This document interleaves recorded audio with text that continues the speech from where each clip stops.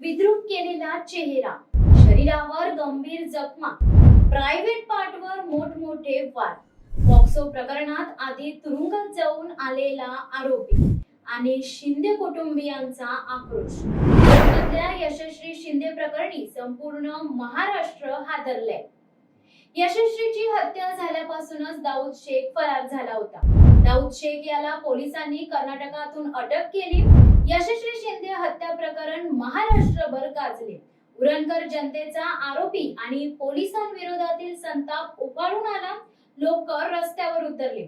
यशस्वी बेपत्ता झाली. या मिसिंगची पोलिसांनी योग्य दखल घेतली असती तर ती जिवंत सापडली असती, असे एक ना अनेक लोकांचे मतप्रवाह होते. उरणमधील अवैध धंदे, दारू, चरस, गांजा आदी नशेडी पदार्थांची विक्री. दाऊदवर कठोर कारवाई करण्यासाठी उरणमध्ये नागरिकांकडून मोर्चाही काढण्यात आला होता. यावेळी पोलिसांवर देखील प्रचंड दबाव आला. हे संपूर्ण प्रकरण नेमके काय? दाऊद शेखला पोलिसांकडून कसे ताब्यात घेण्यात आले? सीसीटीव्ही फुटेज मध्ये नक्की काय दिसले? त्याचीच माहिती सांगणारा शिवसत्ता टाइम्सचा हा स्पेशल रिपोर्ट. नमस्कार, मी धनश्री. आपण पाहत आहात शिवसत्ता टाइम्स न्यूज.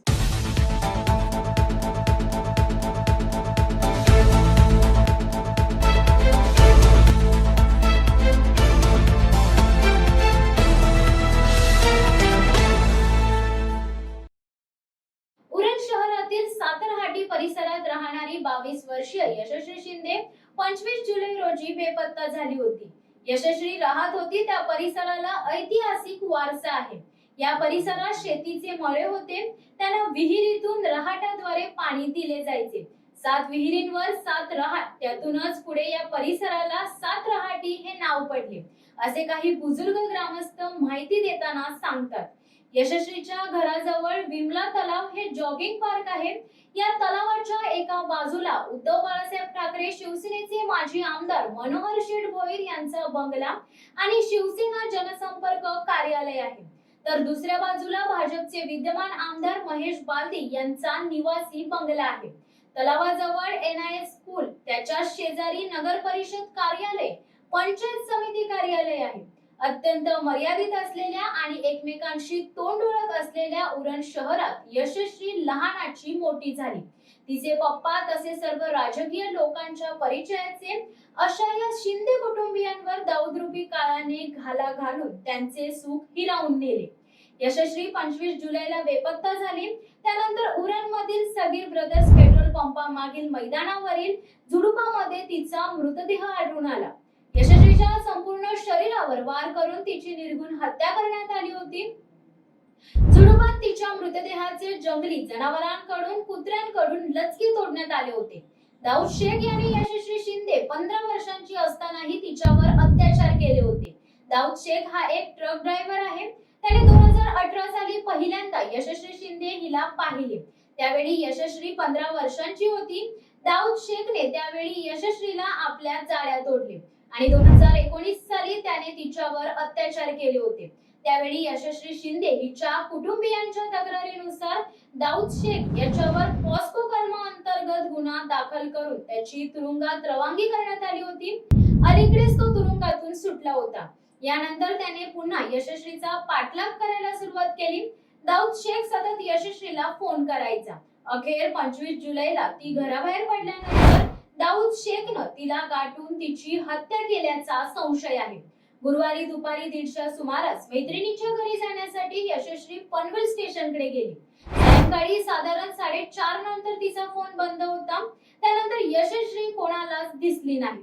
हत्या होऊन 5 दिवस झाल्यानंतरही आरोपीचा शोध सुरू होता. पोलिसांचा नातेवाईक, मित्र परिवार व 3-4 जणांवर संशय होता.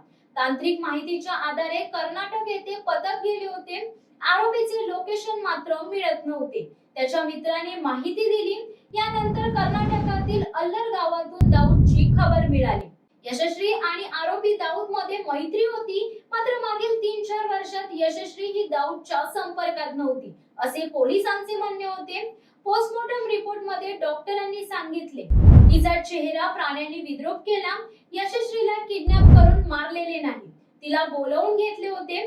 यशश्री आणि दाऊद हे दोघेही अनेक वर्षांपासून उरणमध्येच राहतात. त्यांची जुनी ओळख आहे. दोघे एकत्र भेटणार होते. कदाचित दोघे भेटल्यानंतरच दोघांमध्ये वाद झाला असावा. यातूनच आरोपीने हत्या केल्याची माहिती समोर येत आहे. अजून चौकशी सुरू आहे. दाऊदचा मित्र मोहसिन हा यशस्वीच्या संपर्कात होता, पण त्यानेच आरोपीला अटक करण्यात मदत केली असेही पोलीस सांगत आहेत. सध्या तरी एक आरोपी असल्याचे समोर येत आहे. दाऊद शेख उरणमध्ये राहिला होता. कोरोना काळात तो कर्नाटकात गेला. तिथे ड्रायव्हर म्हणून काम करत होता. यशस्वीचा मोबाईल सापडलेला नाही. उरणमधील सीसीटीव्हीतून समोर आलेल्या फुटेजमध्ये हत्या झाली. त्या दिवशी यशस्वी शिंदे हातात काळी छत्री घेऊन जाताना दिसत होती. तिच्या पाठोपाठच अवघ्या 10 मिनिटात दाऊद शेख होता. त्यानंतर त्या दोघांमध्ये वाद झाला असावा आणि मगच आरोपी दाऊदने तिची हत्या केली असावी अशी माहिती समोर येते. यशस्वी शिंदेची हत्या केल्याची कबुली दाऊद शेखने दिल्याचे पोलिसांकडून सांगण्यात आले. आम्ही कर्नाटक मधून दाऊद शेखला ताब्यात घेतले. तेव्हा त्याची चौकशी केली. त्यावेळी दाऊदने यशस्वीची हत्या केल्याची कबुली दिली. यशस्वी शिंदे आणि दाऊद शेख यांची पूर्वी ओळख होती. मध्यंतरी 3-4 वर्षे ते संपर्कात होत नव्हते. त्यामुळेच दाऊदने तिची हत्या केली असावी. आमची चौकशी अद्याप पूर्ण झालेली नाही. इतक्यात कोणताही निष्कर्ष काढता येणार नाही अशी पुष्टी यावेळी पोलिसांनी दिली. दाऊद शेख वरती ही हत्या आणि अॅट्रॉसिटीचा गुन्हा दाखल करण्यात आलाय. मृत यशस्वीला शिवीगाळ केल्याप्रकरणी दाऊद विरोधात अॅट्रॉसिटी अंतर्गत आणखी एक गुन्हा दाखल करण्यात आला. यशस्वीची हत्या करणाऱ्या दाऊदला अटकेनंतर आज कोर्टामध्ये हजर करण्यात आले. कोर्टाकडून त्याला 7 दिवसांची पोलीस कोठडी सुनावण्यात आली. पोलिसांकडून हाती आलेल्या माहितीनुसार आता अनेक नवे प्रश्न उपस्थित होत आहेत, पण अजूनही पोलिसांचा तपास पूर्ण झालेला नाही. दाऊदने गुन्ह्याची कबुली दिली असली तरी देखील अजून जास्त चौकशी झाली नाही. त्यामुळे अजूनही याबद्दलची पूर्ण माहिती हाती आलेली नाही. या सगळ्यांचे अपडेट्स आमचे उरणचे प्रतिनिधी प्रवीण पाटील आमच्यापर्यंत देत आहेत. या घटनेसंदर्भातले अधिकचे अपडेट देखील आम्ही तुमच्यापर्यंत पोहोचत राहू. मात्र यशस्वीला न्याय मिळणार का? आरोपीवर कठोरात कठोर कारवाई होऊन शिक्षा देणार का? हा प्रश्न असाच राहतो. या प्रकरणाबाबत तुम्हाला काय वाटतं हे आम्हाला खाली कमेंट करून नक्कीच सांगा आणि पाहत रहा शिवसत्ता टाइम्स न्यूज. तुर्तास धन्यवाद. दे धडक बेधडक वृत्त देणाऱ्या आपल्या शिवसत्ता टाइम्स न्यूज चॅनलला लाल बटन दाबून सबस्क्राईब करा आणि बेल आयकॉनला क्लिक करायला विसरू नका.